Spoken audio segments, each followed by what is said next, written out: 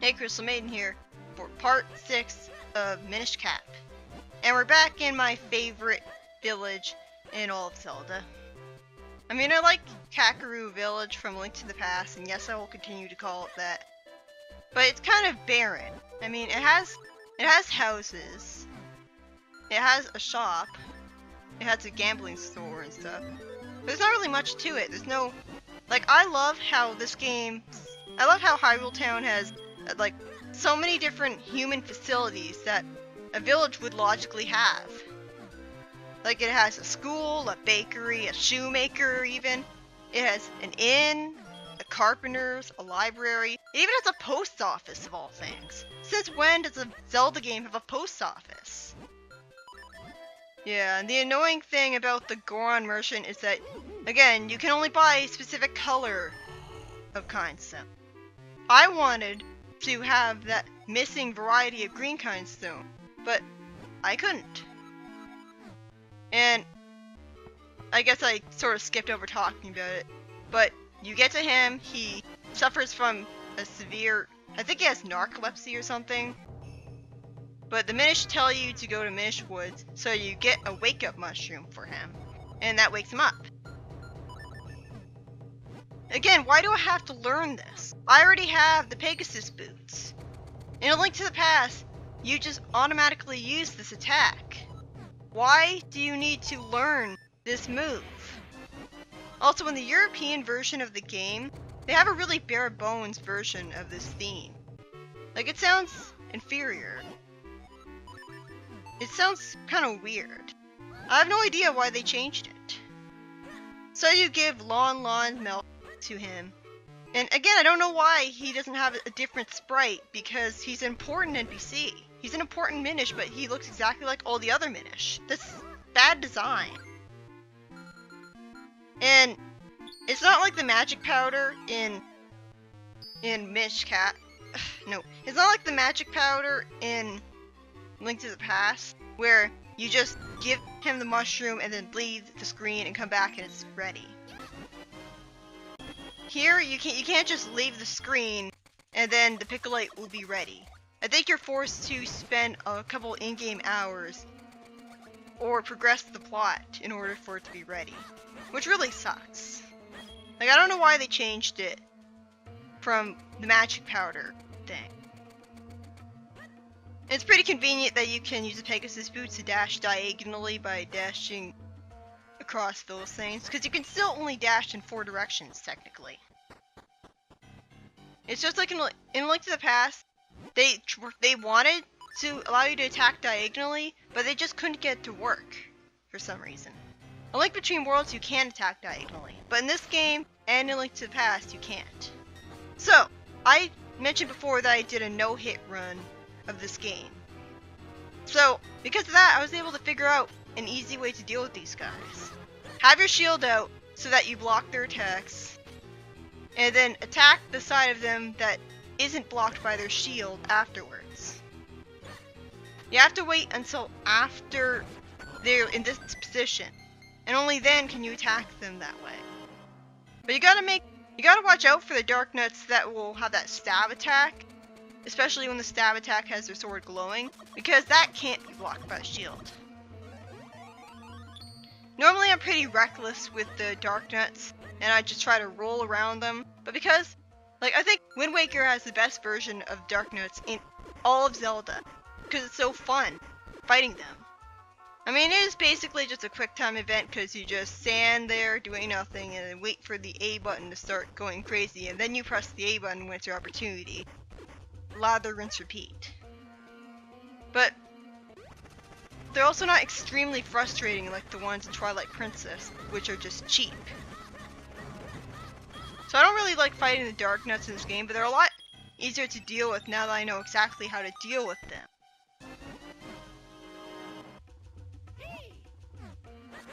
I think the blue enemies are more annoying than the red ones. Also, here's how you defeat this guy without ever moving from that. Because a lot of people probably think that you have to move to the side, or he'll get to you by the time that he'll get to you before you kill him. But that's not really true. Just keep spamming the arrows. It's kind of weird how in this game you get arrows, like you get such an important item as the bow from the overworld. Like usually you get the bow and arrows from a dungeon, but here you get it from the overworld. I really like the music of this place. I mean, I mentioned before how much I love the fact that this overworld has distinctive different themes for the different sections of it, which is a huge difference from A Link's Awakening and A Link to the Past. Here, it's a swamp, but it feels like a swamp. The swamp in A Link to the Past did not feel like a swamp because it didn't have a different theme to it. But this song, it sounds so great that I would actually go out of my way to listen to it. I think it perfectly suits a swamp. Also, I like how it's called, well, it's not called a swamp in the game, it's called wilds for some reason. Is the word wilds usually a term associated with swamps? At least it's better than mire. I mean, how many people these days know what the word mire means?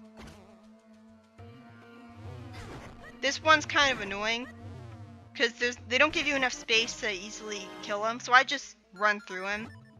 Because thankfully the enemies aren't actually solid, you can just run through them. I hated how in A Link to the Past, you had the soldiers would charge at you, but their sprites were so big, and they dealt touch damage, so if they attacked you when they're charging at you, then they could constantly keep attacking you over and over again because their sprite were on top of you, and because they're so big you couldn't get out of the way of them in time because you were knocked back, and by the time you recovered they were still on top of you while you were, like, you see what I mean? You don't really have that situation in this game.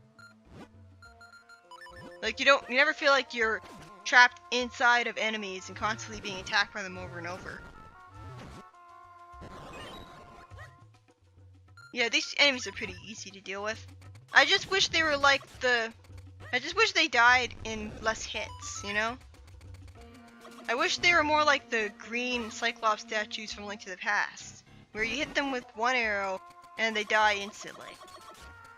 I also hate how long it takes for them to wake up. And the fact that you have to hit their eye with an arrow in order for them to wake up. You can't just walk up to them and then they immediately wake up. So this level introduces the concept of getting the special gold kind stones to fuse with specific objects to progress with the game. These gold kind stones can't be used for anything other than this. And ironically enough, it's not just the gold kind stones that you can use to fuse with objects. You can actually use the blue kind stones for fusing with certain objects later in the game. This place has pretty good music too. Like, I especially love when it gets further into it and it sort of gives off an Egyptian vibe. I don't know how else to describe it. I just love the music here. I love the feeling of this place.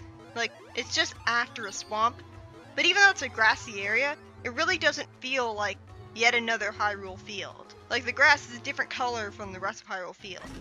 Yeah, sometimes it can be kind of annoying trying to get into here. I didn't mention before yet, but you can't use items when you're wandering around the overworld in a Minish. Like, when you go into a Minish area like this, then you can use items to your heart's content. But right now, you can't use any items. And you can use a sword, but it's pointless, so I don't know why they even programmed it into the game. And unfortunately, if you go into him, activate him, but then go into that cave, then you won't be able to, like, then he'll deactivate himself again. That's so annoying. Like, you activated him, but because you went into a grotto, the game forgot that you activated him. You've got to kill all these enemies to progress. And you can very clearly see how the upgraded sword makes a difference, because you one-shot these guys now. Like, they can still land on you when they jump, but they're no threat at all now. These levers are really annoying, because they constantly go back into the ground and are trying to kill them. It may be easy for you to assume that you can't make it so that's easy to get through this place, because you might assume that the ropes and the grass respawns when you shrink. But that's not actually true. And it took several playthroughs for me to realize that. Because usually when I shrink, all of the grass that I cut down gets brought back to normal. Like I mentioned before, in North Hyrule Field, if you cut down the grass and the stakes surrounding that grotto, then they'll all reappear when you shrink anyways. But here, you have this one exception. And because of that, you can use your strategy and experience to actually cheese that part. Normally it'd be really difficult because you have these giant ropes that are constantly moving back and forth, and sure they can't see you, so they can't charge at you, but still pretty easy for them to hit you because they're trying to navigate around them in really tiny, narrow corridors. And you can't attack them, obviously, because they're a Minish. Right, that right there is the most genre-savvy enemy in the game, because he actually rushes forwards and makes sure that he blocks you instead of attacking you right away. Unfortunately, he didn't account for the possibility that he exists in a video game, and he respawns back where he usually was when you shrink. It's kind of disappointing sometimes when you have these really genre-savvy villains who are like, they act like they know all about these sort of conventions for the genre that they're in. So you expect them to be really threatening, but because the heroes have to win anyways, the writers have to do something really contrived to make it so that these really smart villains lose anyways. I preferred the skull statues from the Palace of the Fourth Sword in Link to the Past, because those skull statues here look kind of underwhelming. Salphos are pretty annoying. They jump at you. They're pretty much like the ones in Link to the Past. There's actually multiple different ways that you can deal with them. For example, you can actually suck up their heads with the gust jar, and they start walking around headless. And you can also use a can of passy on their heads to flip their heads over and destroy the heads that way. And when they're walking around without their heads, they move a lot slower and they stop jumping away from you. It's better to just stun them with a boomerang and then kill them that way though. In the gust jar, it takes a long time to charge up and suck things in. But it sort of makes up for that because if you're in front of an enemy that it can suck up, it'll freeze it in place. Like when you're trying to suck the mass off those iron mask things, it freezes them in place until the mask comes off. Because it would be extremely annoying if you could only make them stop moving after the gust jar turned red, and you were completely helpless and powerless while you were charging up the gust jar. At which point, they could very easily kill you. The boomerang is pretty useful here because you can turn the sparks into fairies, just like in Link's Awakening. But unfortunately, the fairies are completely worthless in this game. So it really doesn't matter.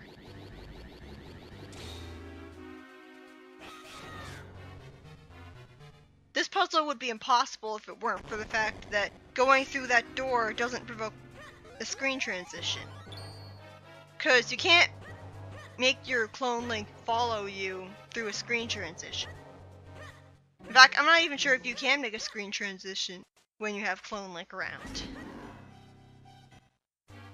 They actually made a sort of disturbing but kind of funny awkward zombie comic strip where you created the clone Link and he was all, "I'm alive.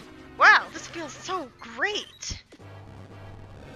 I can't believe that I'm alive." And then he walks into a wall and he just completely gets disintegrated. And so it's like, just make another one. So yeah, that's kind of dark. It's like, you can't interpret it as the clone Link is actually alive and sentient, but he gets destroyed when you no longer need him. I don't really think that's true in the context of the game, though. I mean, what would be the point of creating a life just to get rid of it when it's not necessary anymore? Makes more sense that it's just a mindless clone of Link. And that's pretty different from in Four Swords Adventures, where you got the Four Sword and it split Link into... like, suddenly there were 4 Links, and they all seem to be equally sentient. And the manga sort of takes that as an interpretation of Link as a person was split up into 4, and so each Link has a separate personality that represents a specific aspect of Link. You would think that this would mean that each of those Links, except Green Link, would be a very flanderized, one-dimensional character because they're just representing one aspect of Link, and would not really have a fully developed personality as a result. But I don't know, I never really read the manga very much. Like, I own it, but I don't really... Cause I never really read mangas. I never really read mangas, and they have this weird thing where you start reading from the left side, like, you know, you should do in a book. But because it's translated from Japanese, where Japanese you read from right to left, and so the books start from the right side of it. And so I opened the Four Swords manga up, and I was on the very last page. Well, not the very last page. The very first page that I saw was of Shadow Link dying, and apparently he was redeemed. And I was like, well, that's bullshit. What's the point of redeeming a villain and making him more interesting as a result if you're just gonna kill him off anyways? Not to mention the fact that you don't kill the Shadow Links when you destroy the Dark Mirror in Four Swords Adventures. So the only reason that they killed him off in the manga was just for the sake of cheap drama. Because in Four Swords Adventures, you destroy the Dark Mirror, but the Shadow Links that were created from it still existed. So why did he have to die? That's so stupid and frustrating. So that's why I never bothered reading the manga at all, even though I own it. But anyways, these statues are annoying because they keep their eyes closed no matter how much you walk into them, and the only way to activate them is to do this. But you can't just kill both of them at once by making it so that the Clone Link also shoots an arrow, because for some stupid reason, the Clone Link can't use items. Oh, but he can use the sword just fine. So apparently, cloning yourself with that thing, it creates a clone of your clothes and a clone of your sword, but not a clone of your inventory. Come on, how... There would have been such cooler puzzles with the whole clone mechanic if the Clone Link could use items. But no. It said there's a limited amount of puzzles that he can do because Clone Link can't use items. This puzzle stumped me as a kid, but it's really not that hard. You gotta push that block to the left, because otherwise you won't have enough room to get over here. And seriously, why does it take so long for the meter to finish charging up? You get an upgrade for it later in the game, but that's really late into the game. And by that point, it's too little too late. So another instance where the key falls all the way down through the pit. And then you can just immediately fall into the pit and get the key that way. You can get 2 keys right off the get-go from the start of this dungeon. And that's a really good design decision because right from the get-go you have a choice of 2 different locked doors that you can take. Now if you only got 1 key, then it would be very easy for you to run into an unwinnable situation if you unlocked the wrong locked door. Because unlocking the left locked door leads you to the dungeon item. And you need that dungeon item to get a key that you get after the first key that you get from the right locked door. Because you unlock the right locked door, and then you get a key, and then after that, you need the dungeon item to get the next key. But if you didn't have the dungeon item at that point, because you unlocked the right locked door first, then you'd be screwed. So it's a really good idea that you can get 2 keys right off the bat Yeah, I didn't mean to actually go into that portal. It just spawned right underneath my feet. What a great way to end the part. See ya for the rest of the dungeon.